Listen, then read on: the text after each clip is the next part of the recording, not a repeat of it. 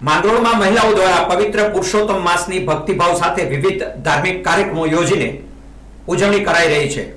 હિન્દુ ધર્મમાં અધિક માસ એટલે કે પુરુષોત્તમ માસને ખૂબ જ પવિત્ર અને શુભ માનવામાં આવે છે। આ સમયમાં ભગવાનની આરાધના, જપ, તપ, દાન અને ભક્તિનું વિશેષ મહત્વ હોય છે। માંગરોળ મધ્યે અહીંયા ભોળેશ્વર મહાદેવનું મંદિર લીમડા ચોકથી થોડેક જ આગળ છે અને ત્યાં પુરુષોત્તમ મહિનામાં આમ તો રોજે રોજ બધા ભક્તો આવે છે, ભોળાનાથના દર્શન કરે છે। રોજ સવારે દૂધનો અભિષેક પણ થાય છે, પરંતુ પુરુષોત્તમ મહિનાના 30 દિવસ અહીંયા 30 દિવસ બધી ગોપીઓ ભેગી થાય છે। પછી નાની નાની ઢગલીઓ કરી અને ગોરમાનું પૂજન કરે છે। ગોરમાનું પૂજન કર્યા પછી એના ભક્તો જે કાંઈ પ્રસાદ લાવ્યા હોય તે આરતી અને સીડી બનાવી અને સ્વર્ગની સીડી એને ગણી અને એ સ્વર્ગની સીડી આપણે પણ ઉપર જઈએ એવી આશા સાથે ખેતર ખેડે છે અને સ્વર્ગની સીડી બનાવી અને ભાવિક ભક્તો ભજન કીર્તન કરે છે। પવિત્ર પુરુષોત્તમ માસ નિમિત્તે માંગરોળ શહેરના અતિ પ્રાચીન ભોળેશ્વર મહાદેવ મંદિર અને હાટકેશ્વર મહાદેવ મંદિરમાં મોટી સંખ્યામાં ગોપી બનેલી મહિલાઓ દ્વારા દરરોજ સવારે એકઠા થઈને ગોરમાનું પૂજન અર્ચન કરવામાં આવી રહ્યું છે। મહિલાઓ આખો મહિનો વ્રત રાખી ભગવાન વિષ્ણુની આરાધના, સત્યનારાયણ કથા, વનભોજન, રાસ ગરબા, સત્સંગ, ઢોળ કીર્તન જેવા અલગ અલગ ધાર્મિક કાર્યક્રમો યોજીને દરરોજ પુરુષોત્તમ માસની ભક્તિભાવ સાથે ઉજવણી કરી રહી છે। ઓમ નમઃ શિવાય। જય પુરુષોત્તમ રાય, જય કાઠા ગોરમાં। આ પુરુષોત્તમ રાયનો મહિમા છે। કેવી રીતે પુરુષોત્તમ માસ બન્યો? તો પહેલાના વખતમાં જ્યારે ભગવાન શ્રી કૃષ્ણ અને વિષ્ણુ ભગવાન એ હતા ત્યારની વખતની વાત છે કે પુરુષોત્તમ માસ 12 મહિના પછીનો 13મો માસ થયો।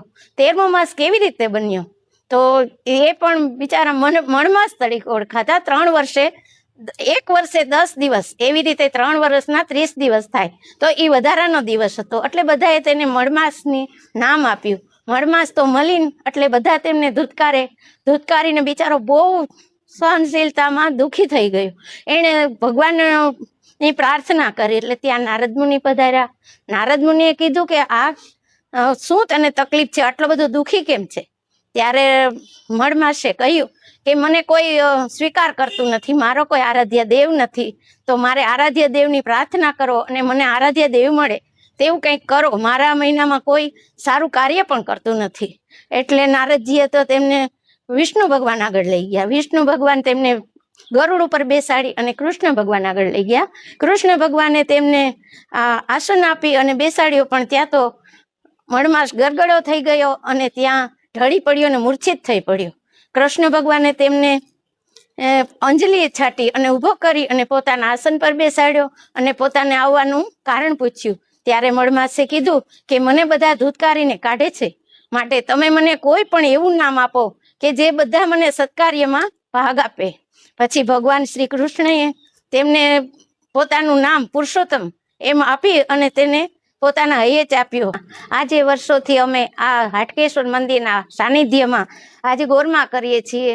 ગોરમા સાથે અમારે 12 જ્યોતિર્લિંગની પણ સ્થાપના કરેલી હોય છે। બધા બહેનો અમે હોંશે હોંશે કથા, પૂજા, આરાધના કરીએ છીએ અને વ્રત અને તપ કરીએ છીએ।